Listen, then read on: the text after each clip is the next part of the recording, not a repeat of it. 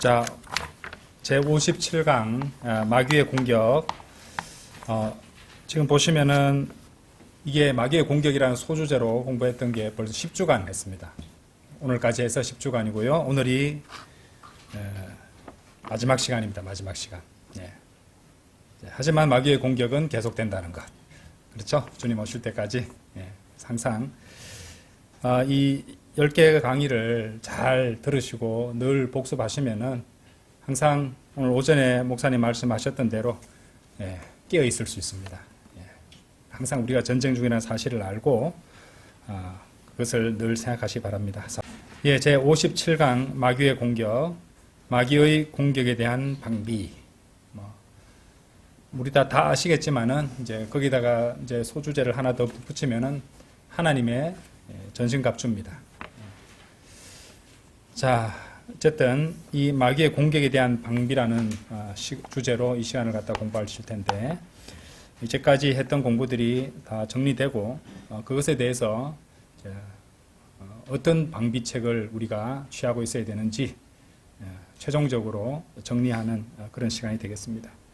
우리는 이제까지 참으로 많은 수의 20몇 번, 22번인가요? 하여튼 여러 가지 항목들의 마귀의 공격들을 공부를 했었습니다. 사실 더 있을 터인데 그 정도에서 거치는 겁니다. 그래서 아주 이제 다양하고 다각도의 마귀의 공격들이 있다는 것을 우리는 봤습니다. 우리는 별것이 아니라고 하는 그런 상황 속에서조차도 그런 것에 마귀의 공격이 깃들어 있다는 것을 우리는 파악할 수 있게 되었던 것이죠. 그처럼 마귀는 그처럼 다양하고 다각적인 그런 공격을 감행하고 있다는 것을 여러분 아셔야 됩니다. 항상 마귀는요, 그렇게 모든 것을 복잡하게 만듭니다. 혼란스럽게 만듭니다. 그리고 다각적으로 만들어서 성도들을 정신없게 만들고 성도들을 기만하려는 그런 마귀의 전략을 사용한다는 것이죠. 그런데 놀랍게도 하나님께서는 그 다양하고 혼란스럽고 다각적인 마귀의 공격에 대한 방비책을 아주 단순하게 마련해 주셨어요. 이게 중요합니다. 단순하게 만들어서 제시해 주십니다. 그것이 성경적입니다. 왜냐하면요, 몇 구절 한번 볼게요. 고린도후서 1장 12절 한번 보세요. 마귀도 다양하고 다각도로 공격하니까 우리도 다각적인 대비를 해야 되지 않는가. 자, 고린도후서 1장 12절을 보시면은 이런 말씀이 나옵니다. 이는 이것이 우리의 큰 기쁨이요 우리 양심의 간증이기 때문이라. 곧 우리가 세상 속에서 뭐라고 되어 있습니까? 단순함과 경건한 진실함으로. 그러니까 단순함과 경건한 진실함으로 말씀하시죠. 단순함과 경건한 진실함으로 우리의 생활 방식을 견지해 왔고 육신적인 지혜가 아닌 오직 하나님의 은혜로 행하되 너희를 향하여 더욱 넘치게 행하였던 것이다. 이렇게 되어 있습니다. 그래서 하나님께서 이 말씀에 보시듯이 우리가 세상 속을 살아갈 때 단순함과 경건한 진실함으로 생활 방식을 견지해라. 그런 생활 방식을 노력해서 애써서 유지하려고 노력하라는 말입니다. 그런데 단순함과 경건한 진실함이라고 말씀하신다는 것이죠. 그리고 육신적 지혜가 아니라 하나님의 은혜로 행하며 살아가라고 말씀하신다는 것이죠. 그죠? 육신적 지혜를 쓴다는 것은 하나님을 온전히 신뢰하지 않는다는 말입니다. 그렇죠? 하나님을 온전히 신뢰하는 사람은 하나님의 은혜로 행하며 살아갈 수 있게 된다는 것이죠. 많은 경우에 성도가 이런저런 마귀와 세상과 육신의 덫에 걸리는 이유는 하나님의 은혜를 구하며 주를 기다리기보다 이 성급하게 육신적인 지혜를 붙잡다가 실수를 하고 낭패를 이제 야기하기도 합니다. 자, 단순함을 강조하는 말씀이 고린도후서에 또 나와요. 고린도후서 11장 한번 가보세요. 고린도후서 11장. 여기 보시면은 3절. 그러나 그 뱀이 이브를 그의 강교함으로 기만한 것 같이 어떤 방식으로든 너희의 생각들이 그렇게 뭐라고 되어 있습니까? 그리스도 안에 있는 단순함에서 떠나 변질될까 내가 두려워하노라. 마귀가 첫사람 아담이죠. 첫사람 아담의 신부 이브를 간교함으로 기만한 것처럼 마귀는 마지막 아담인 예수 그리스도의 신부를 교회입니다. 그렇죠? 단순함에서 떠나 이제 그리스도 안에 있는 단순함에서 떠나 변질되게 한다고 되어 있습니다. 그러니까 이제 이 그리스도 안에 있는 단순함을 벗어나는 순간 변질되는 것이고 마귀의 밥이 된다는 것을 아셔야 된다는 것입니다. 그렇기 때문에 결국 마귀의 공격을 막아내고 저항하는 방법은 그리스도 안에 있는 단순함에서 떠나지 않는 것입니다. 이런 말이 있어요. 진리에게 가장 잘 어울리는 옷은 단순함이다. 이런 말이 있습니다. 진리에게 가장 잘 어울리는 옷은 단순함이다. 그처럼 성도는 하나님의 말씀의 진리의 그 단순함에서 떠나지 말아야 됩니다.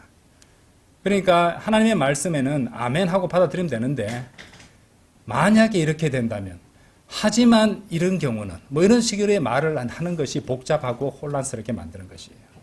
본인은 답을 알고 있는데 본인이 정욕으로 하고 싶은 일에 대한 정당성을 획득하기 위해서 영어로는 if and but입니다. if and but. if 만일에 만약에 but은 하지만 이런 식으로 갖다 붙인다 이 말이죠. 그렇죠? 성도는 하나님의 말씀의 진리의 그 단순함에서 떠나지 말아야 됩니다. 주님께서도 이제 이 땅에 계실 때 다음과 같이 하나님께 기도했어요. 요한복음 17장 한번 열어보시죠. 요한복음 17장.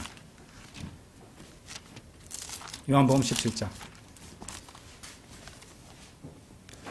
17장 15절에서 17절까지입니다.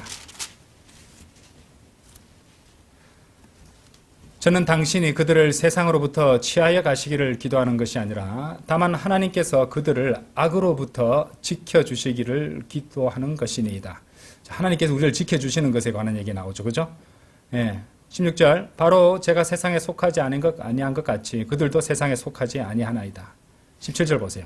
당신의 진리를 통하여 그들을 성결하게 하소서. 당신의 말씀은 진리니이다.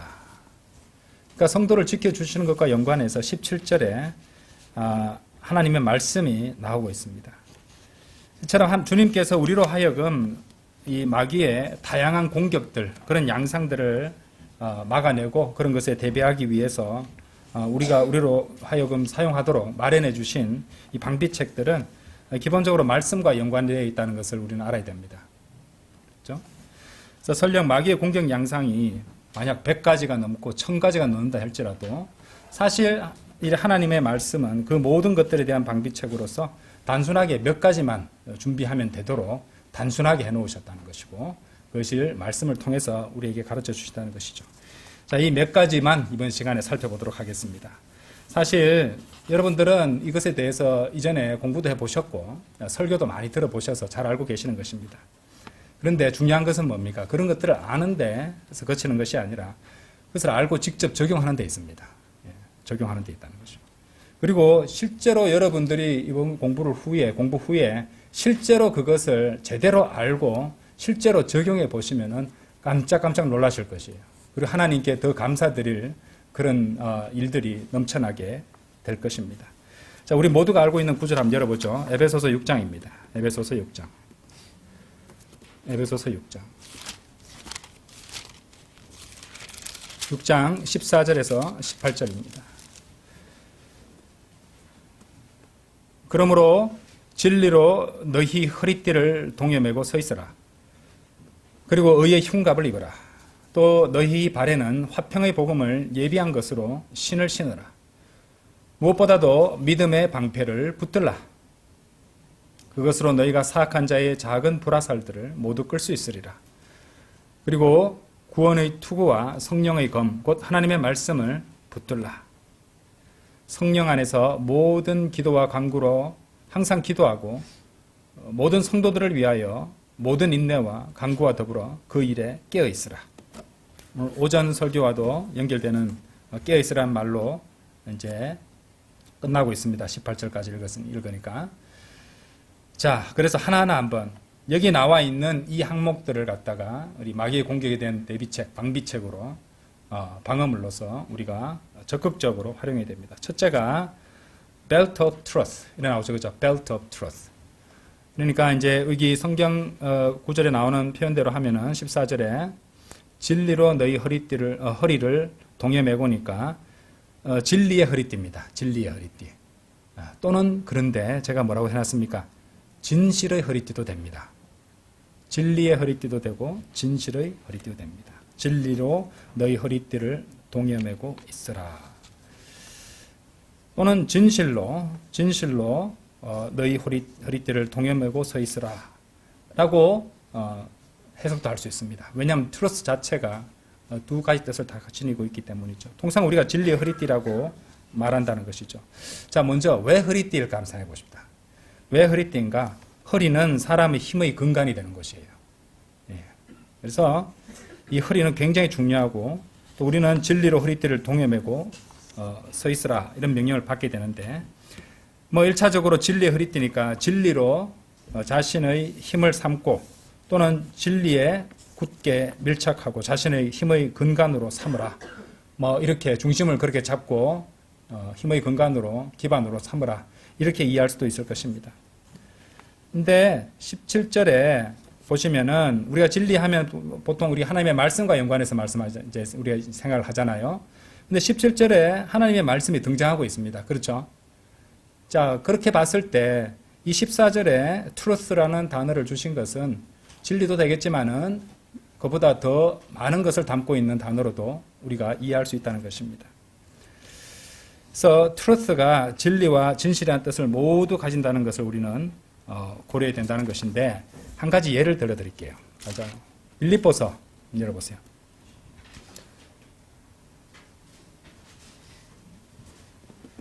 자, 여기 진실이라는 말이 이제 빌립보서 1장 10절에 나오는데 한번 보세요. 이는 너희로 하여금 탁월한 것들을 검증하게 하려 하며 그리스도의 날까지 너희가 진실되고 실족함이 없게 하려 함이라 라고 되어 있죠. 그죠? 자, 그래서 진실되고는 이 10절에 해당하는 영어 킹제임스 성경 표현을 보시면은 may be sincere.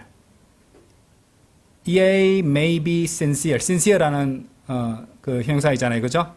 이게 이제 진실되고를 sincere를 진실되고로 번역을 했습니다. 그죠? 실족함이 없게 하려 함이라. 자, 그런데 16절 가보세요. 16절. 한쪽은 나의 결박들의 고난이 더해질 것으로 짐작하여 진실하지 않게 다툼으로 그리스도를 선포하지 않는 진실하지 않게 다툼으로 그리스도를 선포하느니라 라고 되어 있습니다. 여기도 not sincerely 이라고 되어 있죠. not sincerely 16절에. 자, 근데 18절 보세요. 그렇다면 무엇이냐? 그럼에도 불구하고 거칠애로 하든지 진실로 하든지 각각의 방법으로 저마다 그리스도가 선포되는 것이라 라고 되어 있죠. 그죠? 자, 앞에 그 sincere와 연관해서 진실이 됐지만 18절의 영어 킹제임스 성경 편을 보십시오. 자, in pretense는 거칠애로 하는 겁니다. 그런 채 하는 것입니다. or 뭐라고 되어 있습니까? in truth라고 되어 있죠. 그죠? truth. 왜냐하면 이 truth가 진리도 되고 진실도 되기 때문입니다. 영어는 여러 가지 뜻을 담고 있지만 우리 한글을 하나를 선택해야 되거든요. 예. 그래서 지금 어쨌든 이거는 진리로도 되는 것이고 진실도 되는 겁니다. 따지고 보면은. 둘 중 하나를 선택해야 되니까 진실로 문맥상 맞춰서 했는 것인데 truth가 진실도 되는 것이에요. 아시겠죠? 자, 그래서 그런 점을 고려할 때 우리는 이제 진리의 허리띠라는 것은 우리는 누구나 다 압니다. 그렇죠? 자, 진실의 허리띠에 대해서 말씀을 좀 드리고 싶습니다. 이것이 굉장히 중요합니다. 그리스도인은 정직하고 진실해야 됩니다. 이게 굉장히 중요합니다. 그리고 이게 우리의 힘의 근원이 될 수 있다는 것이에요. 진리도 우리의 힘의 근원이 되지만 진실도 우리의 힘의 근원이 된다는 것이에요. 정직하고 솔직하고 진실된 성도가 하나님의 전신갑주를 제대로 착용할 수 있습니다. 만일 그렇지 않으면 하나님께서 주시는 전신갑주를 제대로 착용도 할 수 없을 것입니다. 솔직하고 정직한 성도는 여러 가지 복잡한 문제들과 다양한 이 마귀의 공격들에 대처할 수 있는 크나큰 힘을 소유할 수 있게 된다는 것을 알아야 됩니다. 이제 진단의학이라는 게 있습니다. 그래서 아주 진단을 잘하는 그런 의사가 있는데 환자와의 상담과 환자의 생활 습관 등 심지어 이 병을 알아내기 위해서 환자가 사는 그 가정 환경까지 조사하기도 합니다. 그러니까 많은 경우에 있어서 환자는 의사에게 솔직하게 말하지 않아요. 좀 무안하기도 하고 부끄럽다 보니까 속입니다. 자신을 좀 미화시켜서 말하는데 사실 자신이 숨긴 것을 갖다가 제대로 솔직하게 얘기했더라면은 진단이 더 빨리 정확한 진단이 나오는데 거짓말을 한 경우가 많다고 합니다. 그것도 한번 생각해 보십시오. 그런 경우에 그 환자가 솔직하게만 다 의사한테 얘기했더라면은 그 사람은 쉽게 병을 고칠 수도 있는 그런 기회가 생겼을 수도 있다 이 말이죠. 이런 점들을 한번 생각해 볼 수 있다는 겁니다. 설령 성도가 나는 다른 사람들에게 거짓말을 하지 않아. 나는 솔직하게 다 얘기해. 이렇게 말한다 해도 때때로 성도는요. 여러분 잘 들어보세요. 스스로에게 거짓말을 할 수 있습니다. 이게 자기 자신을 속이는 것이에요. 근데 스스로에게 계속 거짓말 하다 보면요. 그것이 어떻게 되는지 아십니까? 기정사실화 되어버립니다. 여러분들 이런 경험 있으시죠? 예전에 여러분이 있었던 것들을 기억이 가물가물한데 대충 말이 되게 해서 이야기를 한번 이제 다른 사람한테 얘기해 줍니다. 옛날에 있었던 일을. 그런데 실제로 자신이 이제 잘못 기억하고 있는 부분도 있을 수 있는데 그 다음부터는 자신이 그렇게 계속 그렇게 설명하고 하다 보니까 그것이 실제적인 기억이 되어버린다는 것이죠. 사실은 아닌데 이런 경우도 있다는 겁니다. 그래서 스스로 자신에게 거짓말을 하며 스스로를 속이는 경우가 있다는 것을 우리는 잘 알아야 되는데 이것을 자기 기만이라고 합니다. 그리고 이런 상태에 처한 성도는 아주 취약한 상태에 놓이게 된다는 것입니다. 자, 그리스도인은 솔직하고 정직해야 된다는 것이죠. 하나님께, 특히 하나님께 정직하고 솔직해야 됩니다. 하나님께 솔직하지 못한다는 것은 마음을 살피시는 하나님을 인정하지 않는다는 말이잖아요. 그렇죠? 그런데 하나님께 자신이 솔직하다고 하는데 그것이 사실은 하나님께 거짓말하는 경우가 있습니다. 좀 전에 말씀드린 자기 기만에 속아 넘어가 있는 경우. 아시겠습니까? 마귀가 성도를 속이기도 하지만 마귀는 자기 자신이 자기 자신을 속이게도 인도할 수 있습니다.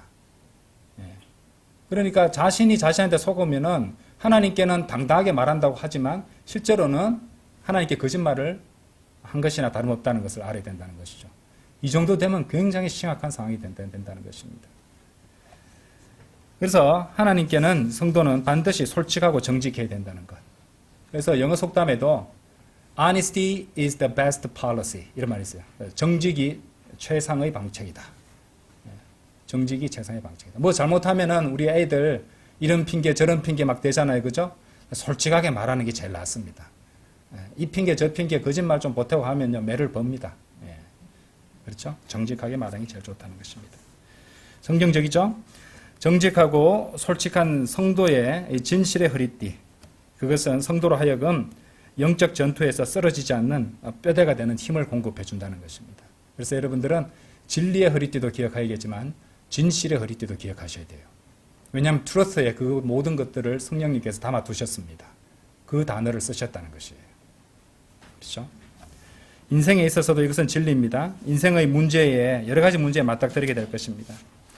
자, 가장 잘하는 것이 어떤 것입니까? 가장 먼저 자신의 솔직한 상태와 문제에 직면해야 됩니다. 외면해서는 안 돼요. 생각하기도 싫어. 이런 분들 있잖아요. 그죠? 생각하시고 직면하셔야 돼요. 그리고 어떤 것인지 분명히 솔직하게 말할 수 있어야 됩니다. 이 문제를 인정해야 됩니다. 거기서부터 해결책이 시작되는 것이에요. 그리고 거기서부터 이제 하나님께서 제시해 주시는 그 해결책들을 갖다가 인도하심에 따라서 따라가면 아무리 낭패가 몰려와도 우리가 다시 일어설 수 있는 기반이 생긴다는 것입니다. 그런데 스스로를 속이고 거짓말하고 외면하고 인정하지 않는다면 해결이 안 됩니다. 해결이 안 돼요. 그래서 많은 경우에 있어서 하나님께서는 우리가 바른 믿음으로 주님을 잘 섬기면서 그리고 거룩하게 살아가시를 원하시는데 이런 하나님의 뜻대로 되도록 하지 못하도록 방해하는 방해물 제1등은 자기 자신이에요. 본인이 그것을 맡고 있다는 것입니다. 그렇죠? 자, 그리고 하나님께서는 정직하고 또 진실된 성도의 기도에 경청하십니다. 자신의 혼을 담아서 하는 그 뜨거운 기도는 정직하고 진실된 기도라는 것도 말도 됩니다. 그리고 그런 기도를 해야지 하나님께서 경청해 주시고 그 마음을 보시고 응답해 주실 확률이 높아진다는 것이죠. 그런 견지에서 여러분들이 정직하면 정직할수록 솔직하면 솔직할수록 여러분은 더욱더 강한 성도가 될 수 있다는 것, 더욱더 강한 힘을 소유할 수 있게 된다는 것. 그래서 이것이 바로 진실의 허리띠, 진리의 허리띠에 담긴 진리입니다. 이 부분은 여러분들 생각 안 해봤던 그런 부분들이죠. 예. 근데 이 영어 킹제임스 성경을 갖다가 그 영어 하나님께 주신 그 영어라는 언어에 집중해서 살펴보면 이런 것들이 보인다는 것입니다. 그리고 실제로 이렇게 바이블 빌리오 목사님들도 강의하시는 분들도 있습니다. 때문에 이 부분은 우린 진리의 허리띠도 되지만 동시에 그것은 진실의 허리띠도 된다는 것. 이것들을 잘 기억해야 될 것입니다. 두 번째로 에베소서 6장 14절 다시 한번 열어보십시오.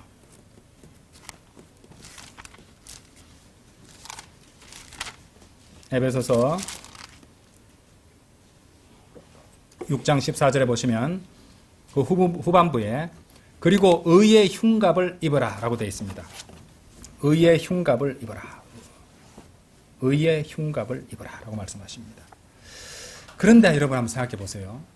의의 흉갑입니다. 왜 의를 말씀하셨을까? 로마서 3장 22절 한번 보세요. 로마서 3장 22절. 거기 보시면요.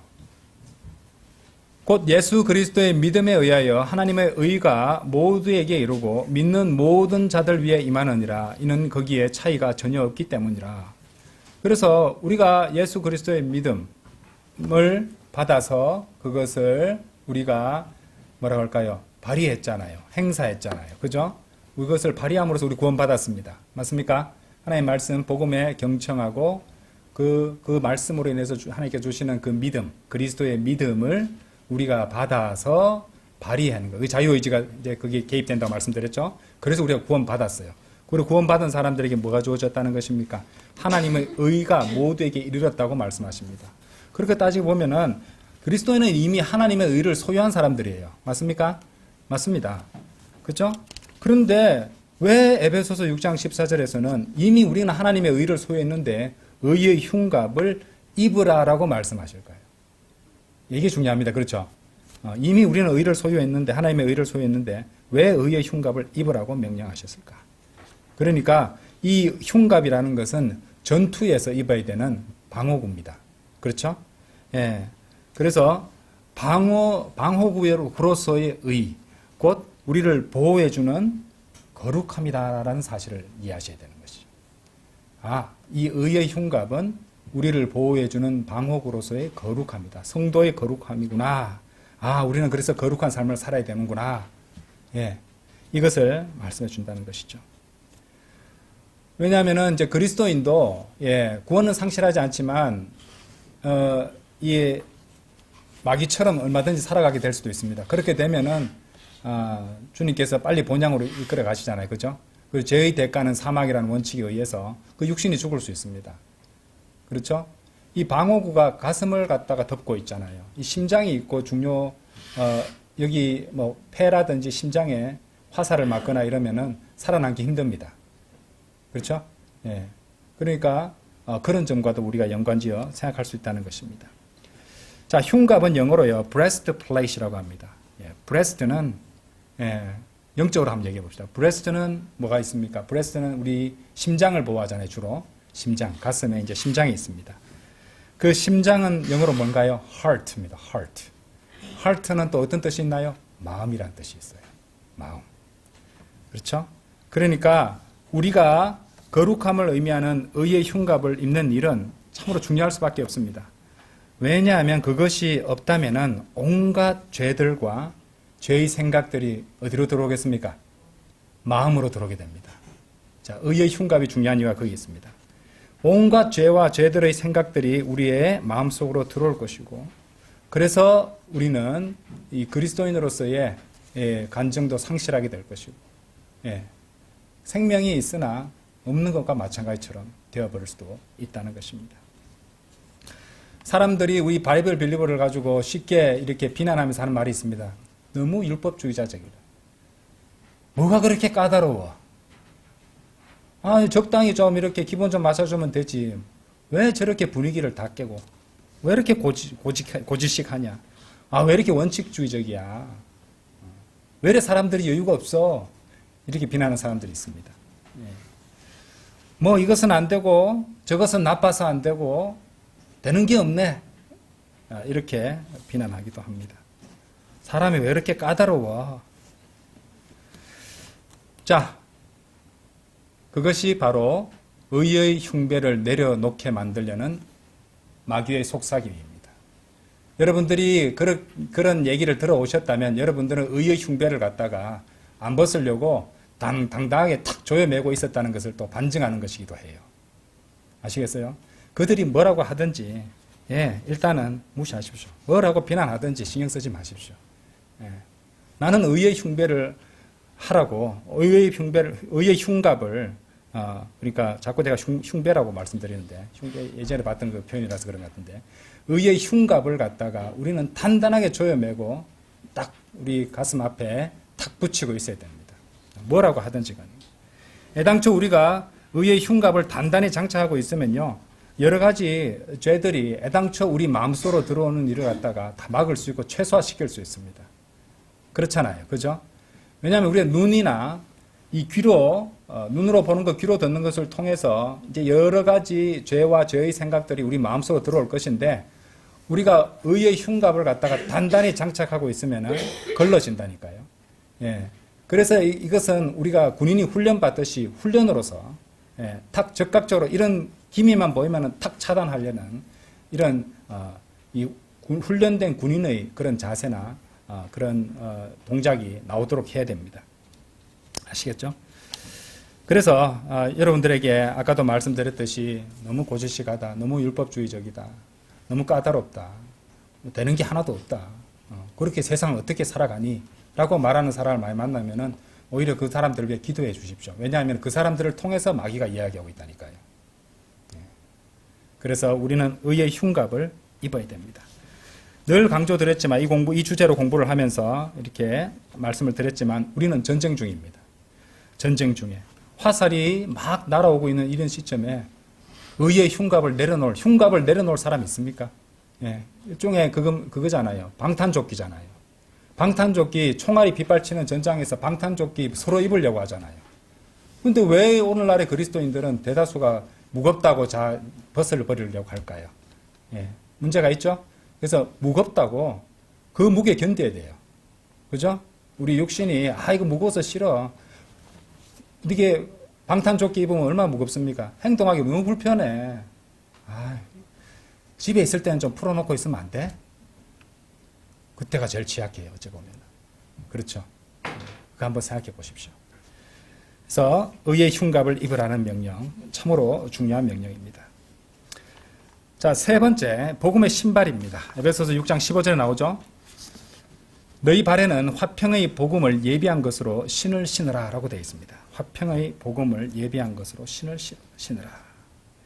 여러분이 어디로 가든지, 그러니까 여러분의 발이 어디로 향해서 가든지 여러분은 화평의 복음을 예비한 것으로 신을 신고 있어야 됩니다. 복음의 신발을 신고 있어야 됩니다. 그리고 복음을 제시할 준비가 언제든지 되어 있어야 돼요. 왜 그런지 아십니까? 왜 그러냐면 만일 그렇게 하지 않으면은 그러니까 복음의 신발을 신지 않고 다른 신발을 신고 있으면은 다른 걸 하겠죠. 그죠? 뭘 할까요? 자, 제가 이걸 준비하면서 지금 에베소서 6장 14절에 신약에 나오는 그 사고의 방식과 연결된 구약의 구절을 찾았습니다. 우연히 발견하게 됐는데요.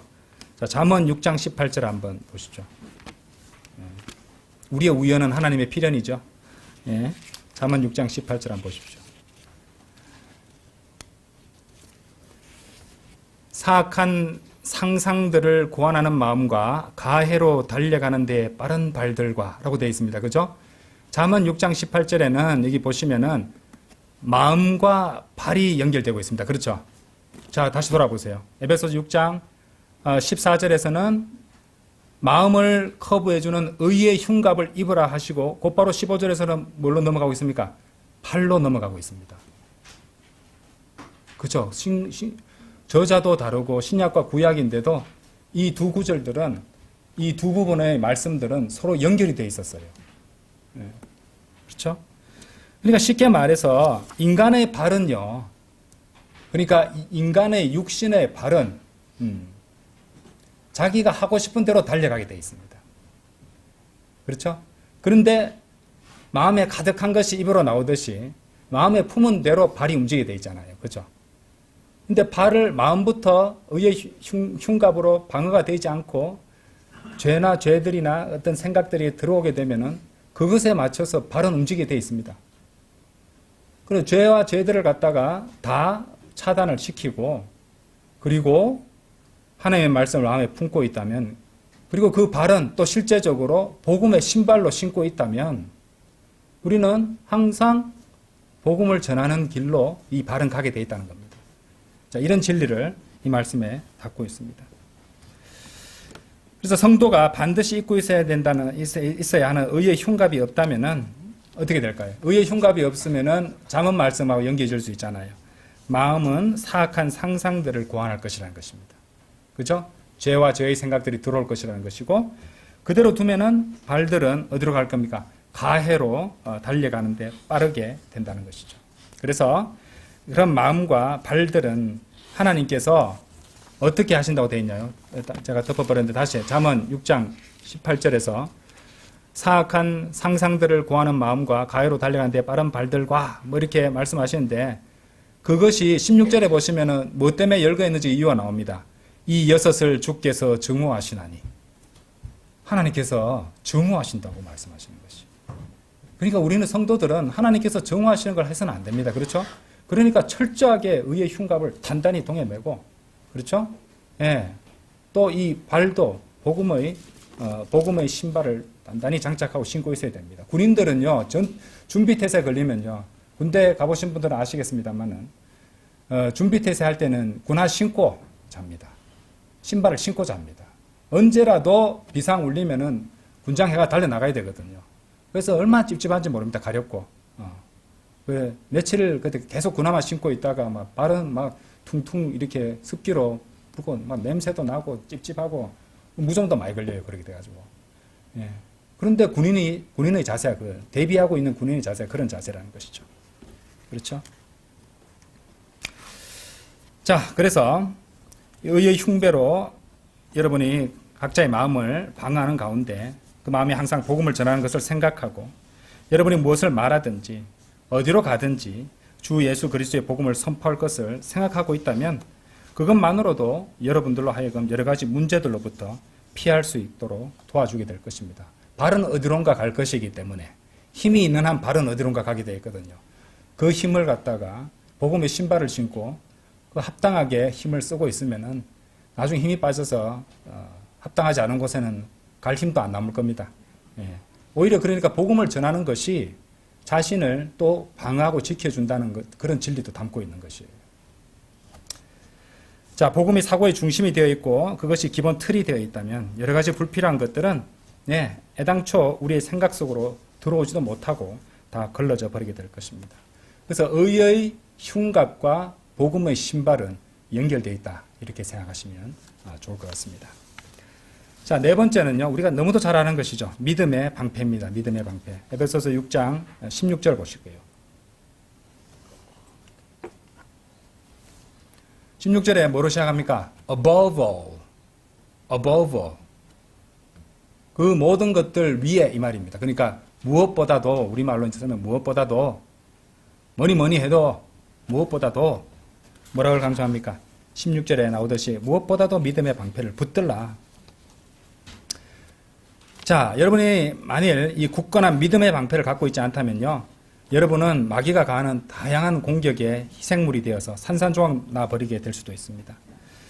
우리 바이블 빌리버들의 믿음의 선배들인 순교자들이 우리가 이제 믿음의 선진들, 믿음의 순교자들, 우리 믿음의 선배들 이렇게 믿음의라는 형용사를 붙여서 우리 이제 선배들의 믿음을 높이는데 왜 믿음의 사람들이라고 그 사람들을 부르냐면요.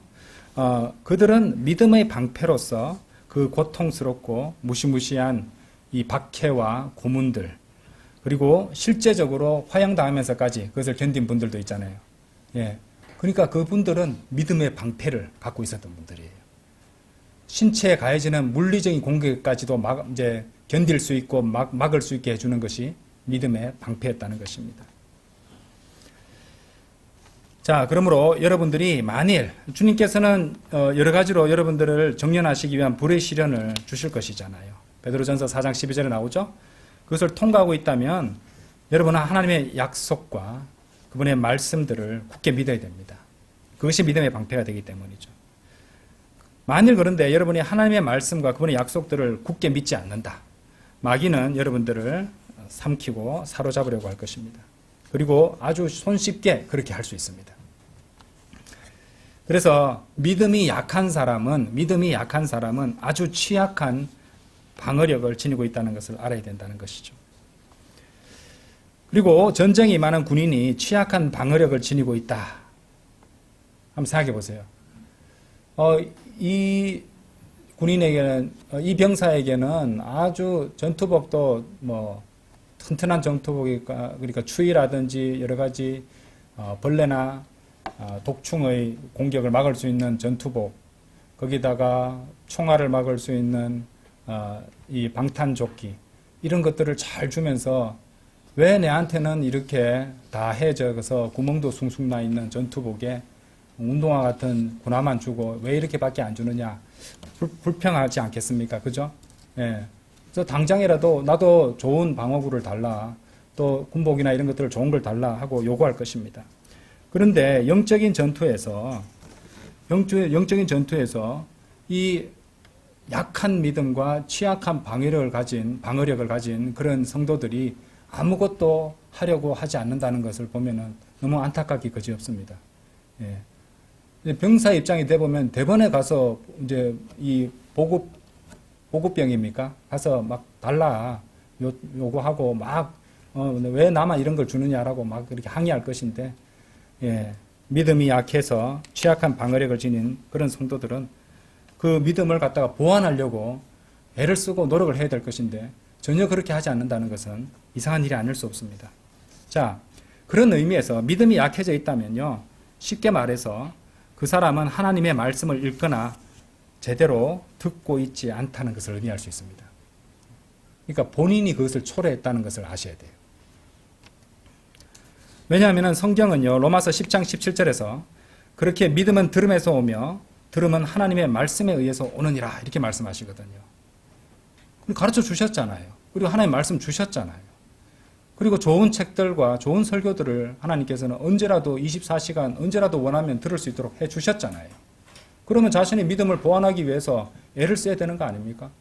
그런데 그런 것들은 전혀 하지 않으면서 나는 왜 이렇게 힘들지? 왜 이렇게 마귀가 나를 잘 공격하지? 그렇게 불평불만을 내려놓는다는 것입니다. 그러므로 말씀을 읽지도 않고 듣지도 않고 설령 읽거나 들어도 그 말씀을 온전히 받아들이지도 않는 사람은 믿음이 약해질 수밖에 없고 마귀가 노리는 주요 이 타겟이 된다는, 목표물이 된다는 것을 아셔야 됩니다. 그래서 믿음의 방패가 중요하다는 것이에요. 아시겠죠? 그리고 믿음도 역시 하나님의 말씀과 연관되어 있었습니다. 그렇죠? 네. 사실 우리가 보고 있는 이 방어구들이 다 하나님의 말씀과, 맞잖아요. 진실의 허리띠, 진리의 허리띠도 하나님의 말씀과 연관되어 있고요. 그리고 그 말씀을 받아들이는 마음가짐도 연관되어 있었습니다. 진실이라는 것이. 그렇죠? 자, 그 다음에 보셨던 의의 흉갑도, 의라는 것도 그렇고요. 거룩함을 견지한다는 의미에서는, 그죠? 하나님의 말씀이 우리를 성결하게 해주시는 것이니까. 또 하나님의 말씀과 연결되어 있고요. 지금 우리가 이제 그 다음에 보셨던 이 복음의 신발도 마찬가지고, 그렇죠? 우리가 하나님의 말씀을 선포하는 것이니까요. 그리고 네 번째 믿음의 방패도 마찬가지였습니다. 자, 다섯 번째는 17절에 나오죠. 그리고 구원의 투구라고 되어 있습니다. 구원의 투구. 쉽게 말해서 요즘은 현대어로 말하는 헬멧입니다. 헬멧을 갖다가 써야 된다는 거죠. 헬멧. 자, 한번 생각해 보세요. 치열한 전투에서 여러분이 팔과 다리를 잃을 수도 있을 것입니다. 그런데 여전히 살아 있을 수 있어요. 팔, 다리 하나씩 날아가도 목숨은 견딜 수 있습니다. 불구가 되기는 하지만요. 하지만 머리를 잃는다면, 머리가 잘린다면 그것은 즉각적인 죽음으로 이어지게 되어 있습니다. 그만큼 중요해요. 그렇죠? 예. 심장을 맞아도 즉사하지만은, 그렇죠? 머리도 마찬가지입니다. 예. 그래서 이 구원의 투구라는 것은 참으로 중요합니다. 그래서 이것이 의미하는 바는요, 사람은 반드시 주 예수 그리스도 안에서 구원받아야 한다는 것이에요. 반드시 구원받아야 된다는 것입니다. 구원받으면 우리가 쓸 수 있는 것이 뭐다? 구원의 투구가 되는 것이에요. 그리고 구원 안 받은 사람은 구원의 투구가 없는 거잖아요. 구원 안 받았으니까. 쉽죠? 예. 그래서 이것이 이 구원의 투구를 말씀하시는 이유는 구원받게 되면 우리는 구원의 투구를 쓸 수 있게 되는데 구원 안 받는 사람은 구원의 투구가 없다. 예. 그러면 이제 다 설명이 됩니다. 자, 예수 그리스도 안에서 구원을 받게 되면요. 예. 그것이 제일 기본적인 것이고 근본적으로 중요한 일이 맞습니다. 그리고 이 구원을 받고 구원의 투구를 쓰지 않으면은 어떻게 될까요? 마귀가 그 사람의 머리를 손쉽게 칠 수 있습니다. 그렇게 돼서 자신의 완전한 종으로 만들어 버릴 수 있을 것입니다. 그러면 설명이 되잖아요. 어째서 마귀가 대부분의 사람들인 구원받지 않은 세상 사람들을 지배하고 있는지 아시겠죠? 대부분의 사람들을 지배할 수 있게 된 이유가 대부분의 사람들이 구원의 투구를 쓰고 있지 않기 때문에 그래요. 그러니까 우리들은 구원의 투구를 쓰고 있으니까 마귀의 이제 직접적인 종은 되지 않겠지만은 우리를 속일 수 있잖아요, 마귀가. 그렇죠? 그래서 잠시 땀 좀 닦아봐 하면서 구원의 투구를 잠시 벗어서 옆에 쥐고 땀을 닦을 수도 있는 겁니다. 여전히 구원의 투구는 소유하고 있으니까요. 그런데 마귀가 치명상을 입힐 수 있죠. 그때를 노렸다가. 이렇게 그림을 그려보세요. 그래서 항상 신발을 갖다가 대비 태세를 준비하는 군인이 신발을 벗지 않듯이 구원의 투구도 우리는 잘 때도 쓰고 있어야 됩니다. 머리를 보호하기 위해. 우리 잘 때 생각으로 많이 들어올 수 있잖아요. 그죠? 예, 그게 제 생각입니다. 그러면은 내가 구원받다는 사실, 주님의 소유라는 사실, 마귀는 내한테 요구할 게 아무것도 없다는 사실, 주님께서 보혈로서 다 이제 치러주셨다는 사실, 그 구원에 대한 감사를 항상 새로운 것처럼 유지한다는 것, 이것과도 연관이 되어 있다고 봅니다. 저는. 그런 사람은요, 마귀가 섣부른 생각 같은 거 집어넣기도 힘듭니다. 구원의 투구를 완전히 단단히 조여매고 있기 때문에. 그렇죠? 세상 사람들은 반면에 영은 죽어 있죠. 몸이 영혼 몸의 삼중 구조가 아니라 사실은 영이 죽어 있으니까 이중 구조밖에 안 됩니다. 그렇죠? 불완전한 이중 구조입니다. 하나님과 소통할 수도 없습니다. 그래서 계속 불완전하니까 뭔가 그 불완전함을 채우기 위해서 노력을 하게 되어 있습니다. 그런데 근본적인 해결책을 갖다가 보여주지 않고 마귀는 세상적인 것, 물질적인 것, 육신적인 것들을 계속 추구하도록 만듭니다. 왜? 영이 죽어 있는데 완전한 삼중구조에서 하나가 결여되어 있는데 그 불안감을 갖다가 충족시키기 위해서 온갖 소비 문화를 만들어낸 것이에요. 마귀는. 아시겠죠? 예. 그러니까 구원받은 성도만이 이 완전함을 갖다가 다시 회복하기 때문에 주님 한 분으로 만족할 수 있게 되는 거예요. 그게 세상 사람들과 우리의 차이가 된다는 것입니다. 이 사람들 거기다가 구원의 투구도 쓰고 있지 않기 때문에 이 세상의 신이 어떻게 됩니까? 잘 보세요. 고린도후서 4장 4절 보세요. 고린도후서 4장 4절.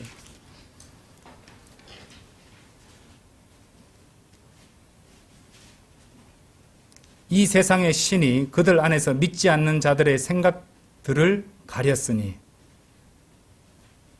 구원의 헬멧이 아닌 다른 마귀의 이를테면 어둠의 헬멧 같은 걸 갖다 씌운단 말입니다. 어둠의 헬멧 같은 것을, 암흑의 헬멧 같은 것을, 그것을 가려버립니다. 그렇죠? 하나님의 형상이신 그리스도의 영광스러운 복음의 빛이, 그러면 어둠의 투구라고 보는 게 좋을 것 같아요. 왜냐하면 이 목적이 복음의 빛이 그들에게 비치지 않게 하려 한다고 그렇게 말씀하시잖아요. 그죠? 예. 그것을 갖다 씌워버린다는 것입니다. 그렇죠?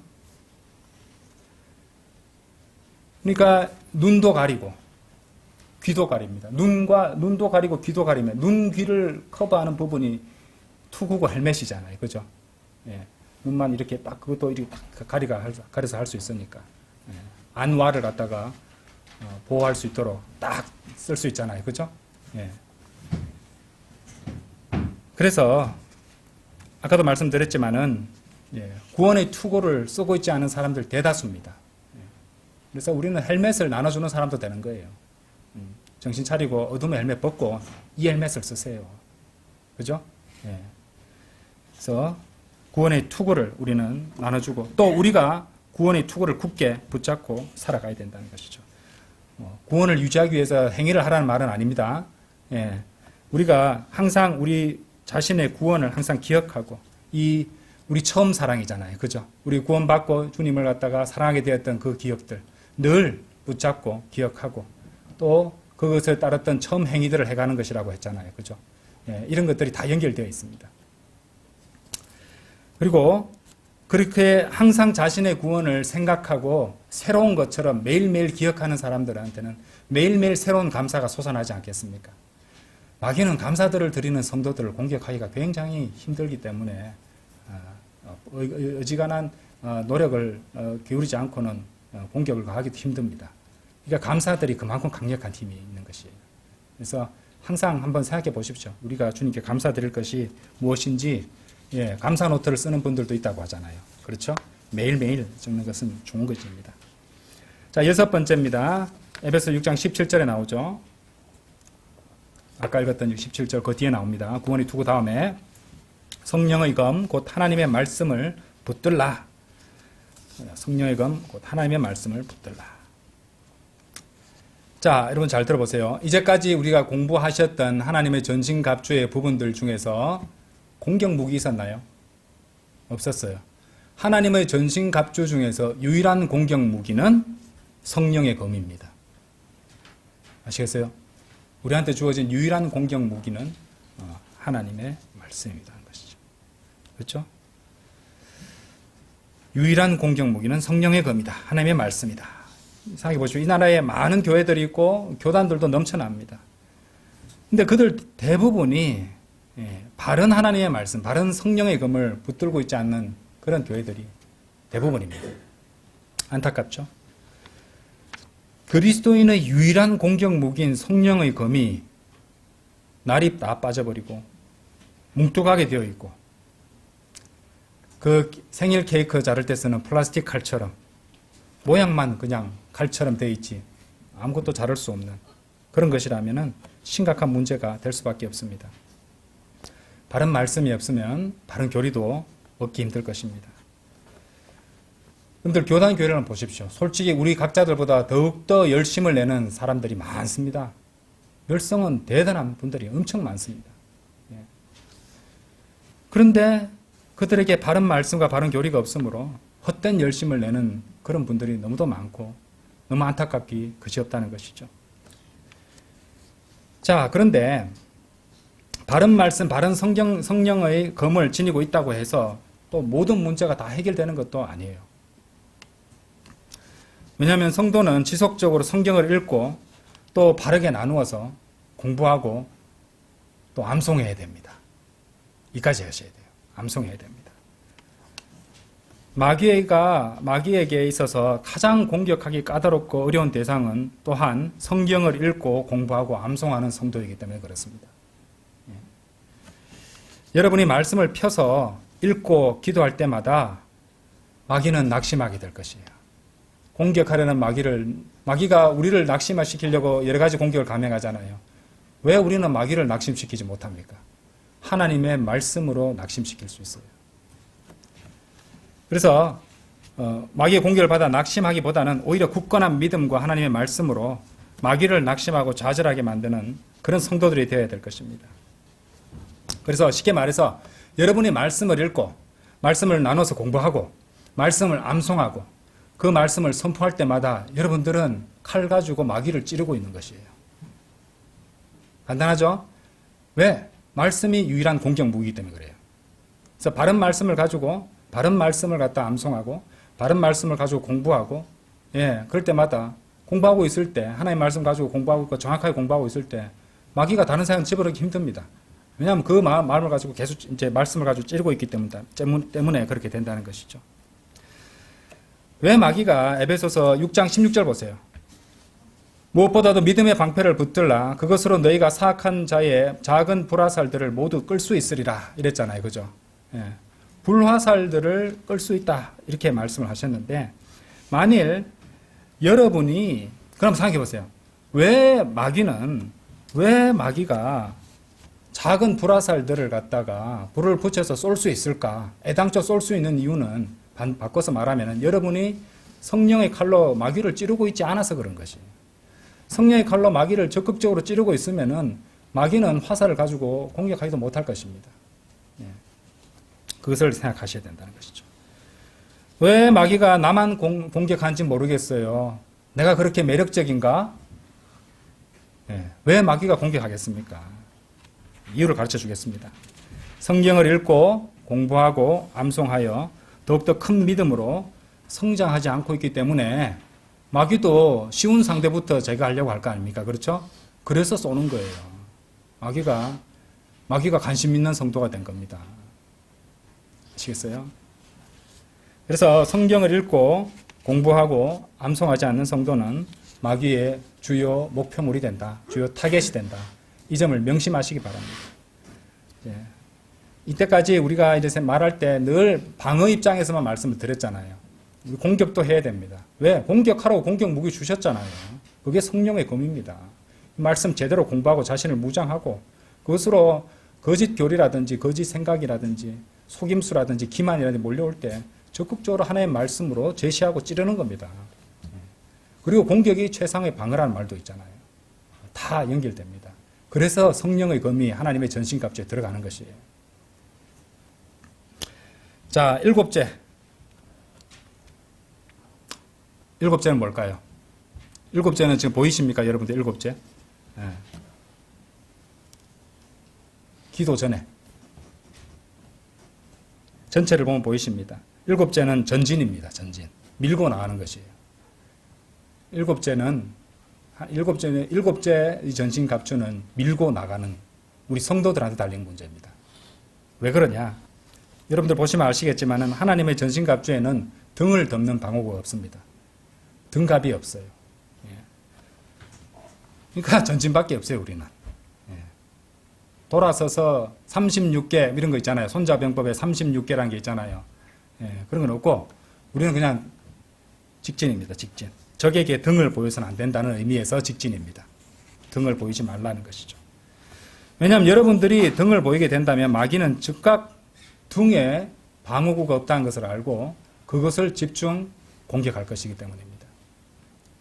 그래서 하나님께서는 우리로 하여금 등을 돌리고 이제 후퇴하는 것을 원치 않으시기 때문에 그쪽에는 방어구를 이제 전신갑주에 해당하는 부분을 주시지 않은 것이에요.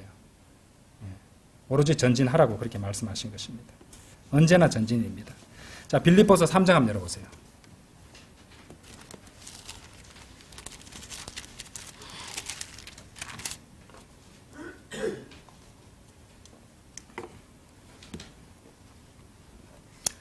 (3장) 13절 14절 형제들아 나는 나 자신이 그것을 붙잡은 것으로 여기지 아니하노라. 오직 내가 행하는 한 가지는 이것이니 곧 뒤에 있는 그러한 것들을 잊어버리고 안 잊어버리면 돌아보게 될 것이기 때문에 그러네요. 그렇죠? 앞에 있는 그러한 것들을 향하여 손을 뻗어 그리스도 예수 안에 있는 하나님의 고귀한 부르심의 상을 위하여 내가 그 표대를 향해 뭐라고 되어 있습니까? 밀고 나아가는 것이라. 밀고 나아가는 것이라. press toward입니다. press toward. 밀고 나가는 거. 민다는 압력을, 힘을 가하면서 나아가는 겁니다. 왜? 나가는 걸 막는 방해물들이 있다는 겁니다. 그렇죠? 근데 힘을 줘서 press toward. 그렇죠? 나아가야 된다는 것입니다.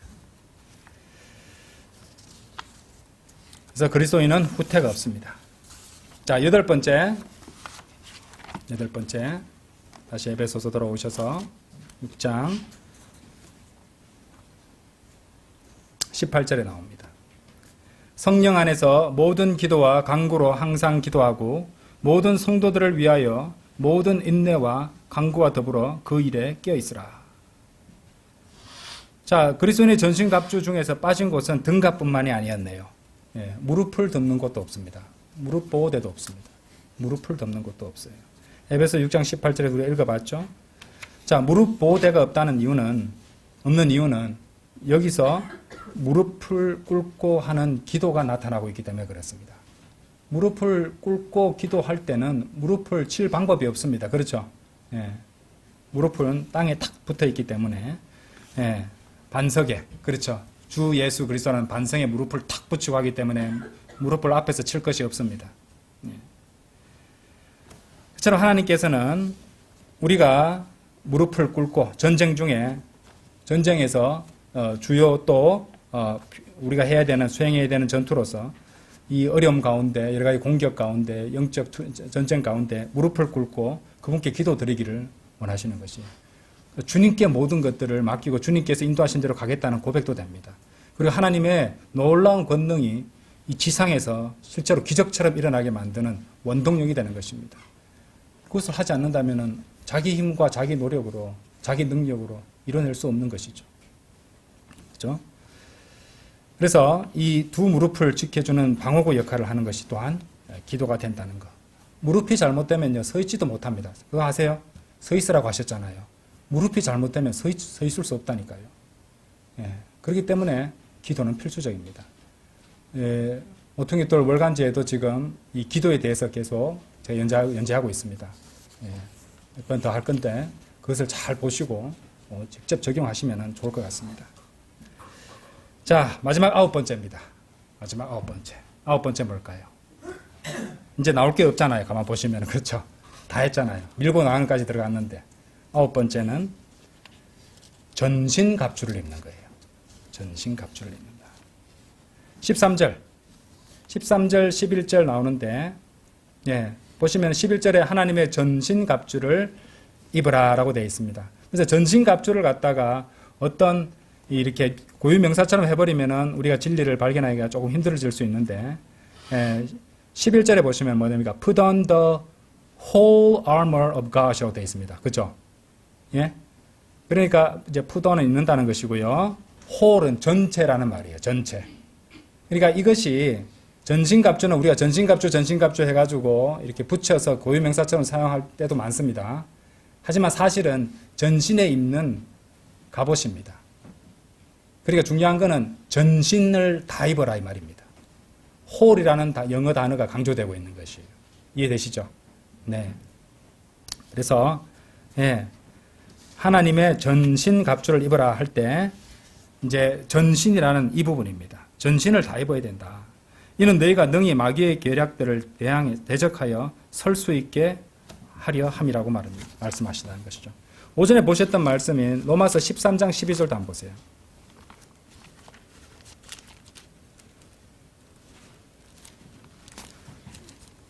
로마서 13장 12절. 거기도 보시면 밤이 한참 지났고 낮이 가깝도다. 그러므로 우리가 어둠의 행위들을 벗어던지자. 그리고 우리가 빛의 갑옷을 입자라고 되어 있잖아요. 그죠? 빛의 갑옷도 나오잖아요. 그죠? 대응되는 게 어둠의 행위고 입는 것은 빛의 갑옷이라고 로마서 13장 12절에 나옵니다. 시편 119편 105절인가요? 하나님의 말씀이 이 등불이고 빛입니다. 그렇죠? 역시 말씀과 연관되어 있다는 것이죠. 그래서 하나님의 말씀이 뭐라고 말씀하냐면 whole armor입니다. whole, 전체 갑옷을 다 입어야 된다. 그게 무슨 말이냐? 전신을 다 입어야 되는데 방어구만 장착하고 있다. 저는 방어구를 완벽하게 입었어요. 근데 성령의 검은 굳이 제가 공격은 안 하고 방어만 할 거기 때문에 필요 없어요 하고 내려놓으면 되겠습니까? 안 되겠습니까? 안 된다는 것이에요.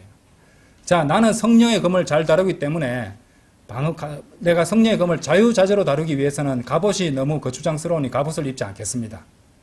그럼 되겠어요? 안 되겠어요? 공격 무기만 들고 있어도 안 됩니다. 왜냐하면 방어 무기만 들고 있는 사람은 마귀가 계속 지속적으로 공격을 가하면서 물러가지 않고 계속 가하면서 틈을 보기를 기다렸다가 지쳐서 쓰러지거나 잠시 갑옷을 열고 이렇게 식히려고 할 때 그것을 통해서 공격할 것이기 때문에 그렇고요.